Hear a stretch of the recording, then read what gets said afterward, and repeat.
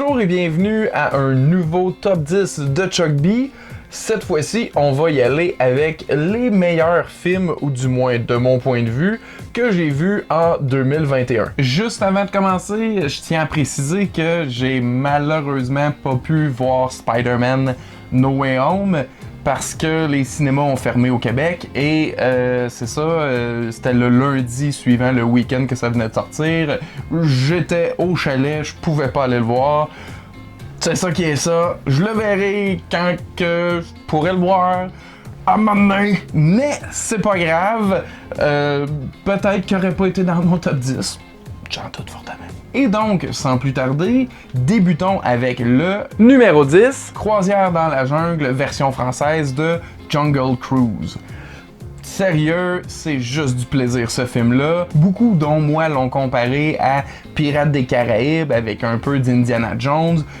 Honnêtement, si vous avez envie d'une aventure qui est comme un manège de Disney, parce qu'en plus c'est basé sur un manège de Disney, il y a de l'humour, il y a de l'aventure, du mystère, du cœur, des stars qu'on aime beaucoup. Honnêtement, ça fait une formule très gagnante. Pour ma part, j'avais zéro attente avant de voir ce film-là, donc attendez-vous à avoir simplement du plaisir et je pense que vous serez pas déçus. Numéro 9, Raya et le dernier dragon, version française de Raya and the Last Dragon. Encore une fois, on a un film d'aventure enlevant avec des moments riches en émotions, mais cette fois-ci, c'est avec une très belle animation. On a droit à un conte vraiment enlevant avec plusieurs personnages variés auxquels on s'attache tous autant les uns que les autres, mais au cœur de toutes ces péripéties à la fois rocambolesques et périlleuses, il y a une quête vraiment belle,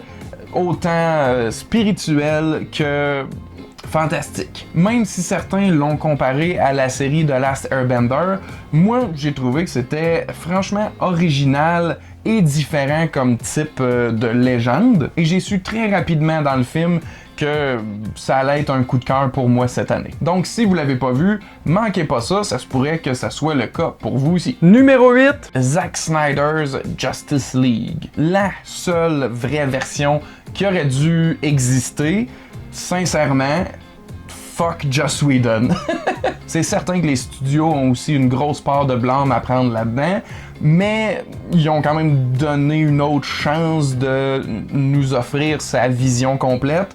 Et moi, je trouve qu'on a eu toute une vision. Sincèrement, c'est même pas comparable avec la première version de Justice League qu'on avait eue. Là, on est en territoire Zack Snyder et pas à peu près. Et ça pour une durée d'un peu plus de 4 heures. Donc, attachez-vous, mais si c'est pris en petite dose, je pense que ça peut quand même très bien se découvrir. Pour ma part, je l'ai découvert en 2 morceaux de 2 heures.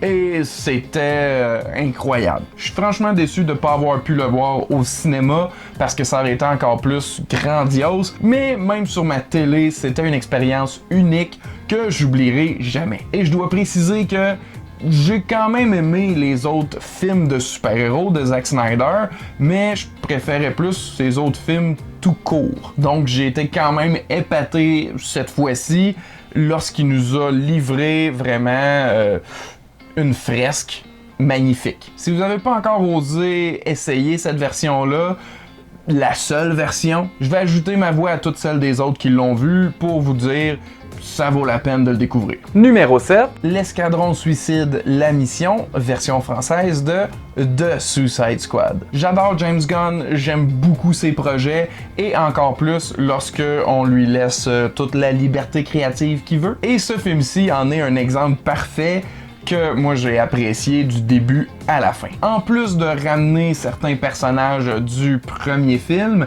parce que c'est un reboot quand même, il nous en présente une multitude de nouveaux dont l'espérance de vie varie et qui sont tous autant adorables et attachants les uns que les autres. Si vous connaissez James Gunn seulement des Gardiens de la Galaxie, je vous préviens, il y a un bon passé dans le genre de l'horreur Donc là, le style de super-héros va venir rencontrer pas mal l'horreur. Donc un avertissement pour ceux qui sont pas prêts à ça, mais c'est quand même une des raisons pourquoi que j'ai beaucoup aimé ce film-là, parce que c'est très très drôle et on joue justement avec le gore et l'horreur à fond. Principalement, c'est une comédie avec de l'action et à ces deux niveaux-là, moi j'ai été pleinement satisfait.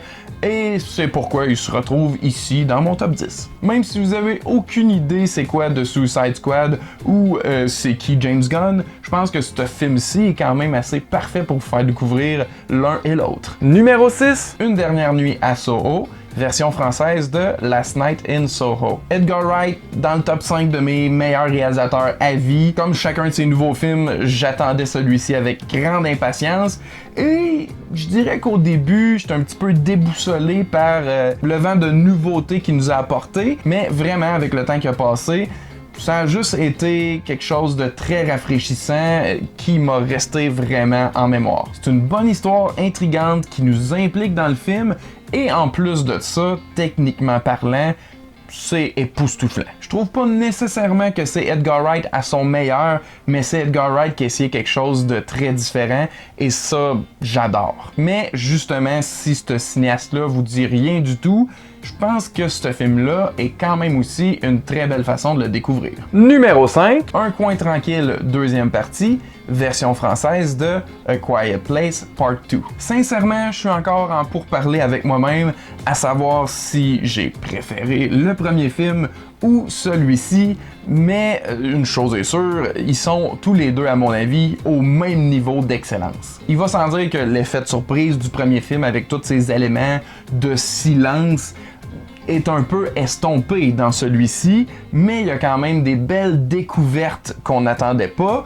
Et ça fait prolonger l'histoire de façon vraiment organique. C'est simplement une continuité de l'histoire qui était débutée dans le premier film, de main de maître, je dois le préciser, par John Krasinski, qui avait quand même un bon rôle dans le premier film aussi. Là, presque l'entièreté du film repose sur Emily Blunt et elle relève le défi. Et on a droit à un film haletant avec des moments complètement stressants, qui vaut vraiment le détour, ça c'est certain, mais si vous avez vu le premier puis vous l'avez aimé, c'est garanti qu'il faut que vous écoutiez le deuxième. Là. En espérant une troisième partie tout aussi bonne. Numéro 4, Moins que rien, version française de Nobody. Ce film-là, on dirait que je le savais déjà que j'allais l'aimer quand j'ai vu la bande-annonce.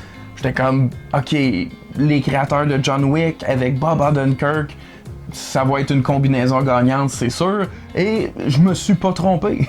C'est tout un divertissement assez violent, mais totalement intense. Et surtout avec une petite dose d'humour noir, quand même bien apprécié dans tout ce chaos. Et en plus de ça, des chorégraphies de combat qui feraient pas rougir ni John Wick ou même Bruce Lee, je suis pas mal sûr. Tous les coups donnés avaient l'impression de faire mal.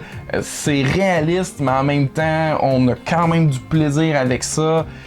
C'est vraiment un incontournable pour moi. C'est rentré automatique dans le club des VIP avec les Raid, puis John Wick, puis tout ça là. C'est wow. Si vous aimez les films d'arts martiaux ou juste les films d'action, je vous garantis, ce film-là, il faut que vous le voyez. Tout ce que j'ai à dire, c'est attachez votre sucre, pour vrai. Numéro 3, Candyman, le spectre maléfique, version française de Candyman. Ce film-ci m'a pris de court parce que les Candyman, je les ai jamais vraiment portés dans mon cœur. J'avais vu le premier plus jeune, il n'y avait pas eu une grande impression sur moi. Là, en préparation au film, j'ai revisité non seulement le premier, mais ces deux autres suites aussi. Vaut pas tant la peine. Et malgré que j'ai quand même beaucoup plus apprécié l'original, après avoir vu ce nouveau film-ci qui est en fait un nouveau chapitre à toute cette saga, ça, j'ai vraiment adoré. Et ça m'a rétroactivement donné plus d'amour pour le film original. Donc, bravo. Personnellement, j'apprécie quand on passe des commentaires sociaux dans les films, encore plus quand c'est dans des films d'horreur. Donc, cette fois-ci, j'ai été quand même assez gâté parce que c'est assez intelligent comment qu'on parle de racisme et aussi de gentrification et de brutalité policière. Tout ça est très bien amené dans une histoire qui en plus rend hommage au film original qui avait aussi la même thématique. Et soyez sans crainte, il y a aussi des scènes d'horreur très satisfaisantes et en plus qui m'ont parfois surpris par leur esthétisme. Je sais que c'est vraiment pas le cas pour tout le monde, mais pour ma part, c'est une réussite sur toute la ligne. Et sachez que si vous avez jamais embarqué dans l'univers de Candyman avant, ce film-là fait quand même un assez bon boulot de tout vous faire comprendre l'univers et de vous y accueillir de façon terrifiante. Numéro 2, les Mitchells contre les machines, version française de The Mitchells vs. The Machines. Non mais parle-moi d'une surprise inattendue. Sincèrement, j'avais complètement oublié que ce film-là était supposé de sortir au cinéma dans des grands studios sous le nom Connected, mais finalement Netflix avec la pandémie a comme racheté des films dont celui-ci, puis ils ont permis aux créateurs que j'avais oublié qui étaient derrière ce film-là, Lord & Miller, qui sont juste des génies de la comédie, de reprendre leur titre original, The Mitchells vs. The Machines, pour nous donner un chef-d'œuvre de film d'animation, tout simplement. Là, c'est sûr, je m'énerve pis tout, là, mais je sais que je me suis très attaché à ce film-là et surtout l'histoire du personnage principal avec toute sa famille. C'est sûr que j'allais connecter à ce type de récit-là. Mais après l'avoir recommandé un peu partout autour de moi, j'ai constaté que même si on n'est pas un tripeur de films sur YouTube, c'est sûr qu'on va s'attacher à un personnage ou un autre de la famille et à tout le moins à la belle histoire qui est racontée dans ce film-là. C'est rempli de moments touchants, mais aussi hilarants parce que justement c'est Lord & Miller qui ont fait les films Lego, 21 Jump Street. Il était supposé de faire solo Star Wars Story, mais finalement ils se sont fait congédier. Ça aurait été malade de voir leur version. Mais c'est ça. C'est vraiment des gars qui comprennent le sens comique des choses qui peuvent plaire aux 7 à 77 ans. Et c'est vraiment un film à découvrir en famille ou seul ou peu importe, mais à découvrir absolument. J'ai appris récemment qu'il est même possible de se le procurer en copie physique, donc c'est assuré que je vais avoir un Blu-ray de ce film-là parce que je l'aime beaucoup trop. Numéro 1, Le Dernier Duel, version française de The Last Duel. Là, je sais que j'ai dit que le film d'avant c'était une surprise inattendue. Celui-là, là, il était même pas dans ma ligne de mire. J'ai failli pas aller le voir. C'est simplement qu'un après-midi où je voulais aller voir Dune, j'ai fait, je vais rentabiliser ça, puis je vais mettre 2 films de 2h30 dans la même journée. Et j'ai quand même vraiment beaucoup aimé ce film-là, au point de le mettre en première position parce que il m'a charmé complètement. C'est certain que le point principal que j'ai vraiment apprécié, c'est qu'on raconte une histoire très moderne d'accusation de viol dans un contexte d'époque, mais avec un traitement narratif en 3 versions que j'ai appris qu'on appelait en Rashomon. Merci PO. Ça rend vraiment le film particulièrement original parce que on remarque chacune des petites particularités dans les versions changées et c'est vraiment enlevant parce qu'on se demande qui dit vrai et on s'attache aux personnages, donc on comprend quand même un peu leur point de vue, du moins la vérité dans laquelle ils voient. Ça a l'air quand même assez lourd et ce l'est quand même à certains égards, mais c'est toute une aventure d'un autre ordre à vivre. La reconstitution d'époque, les sons, les costumes, c'est épatant. Les combats sont brutaux. Je sais pas pourquoi j'ai douté, ça vient du gars qui a fait Gladiator puis Robin Hood avec Russell Crowe. Je veux dire, c'est vraiment sanglant.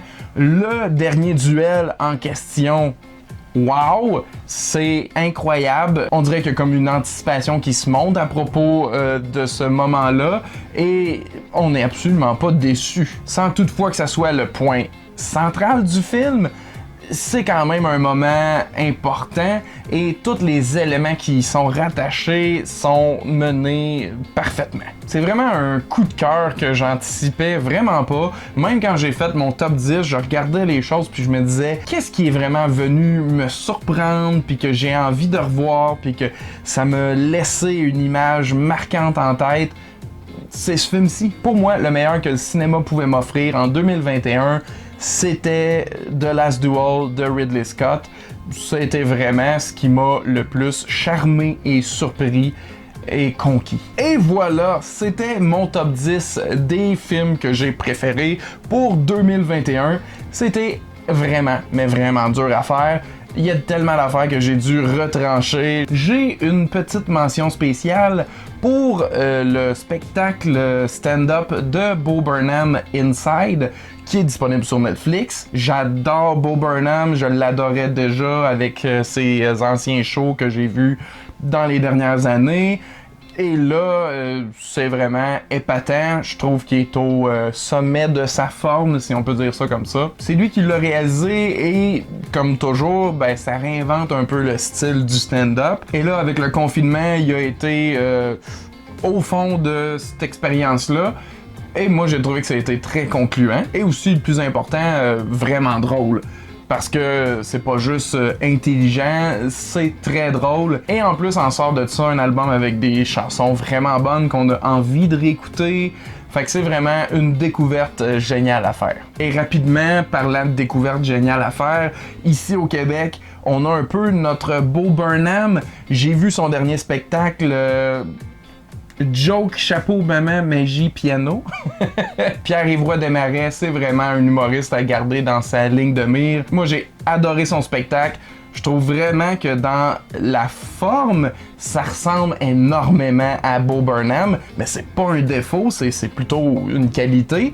Parce que dans son contenu, il se démarque différemment, j'ai trouvé. Donc là, c'est sûr que je pense pas qu'il y a l'opportunité de voir des shows pour l'instant, mais s'il y a des opportunités de billets qui s'offrent à vous, sautez dessus, puis espérez que ça soit pas reporté tout simplement, parce que vous allez vivre toute une soirée, ça c'est garanti. Donc sur Netflix ou en salle, Bo Burnham ou Pierre-Yves Desmarais, deux grosses recommandations d'humour pour moi. Mais maintenant, ce que j'aimerais savoir, c'est quoi votre top 10 à vous? Je suis vraiment curieux de savoir c'est quoi les films qui vous ont le plus plu cette année ou l'année dernière. En tout cas, vous comprenez. Dites-moi tout ça dans les commentaires ci-dessous. Sur ce, je vous dis merci à tous d'avoir écouté. À la prochaine!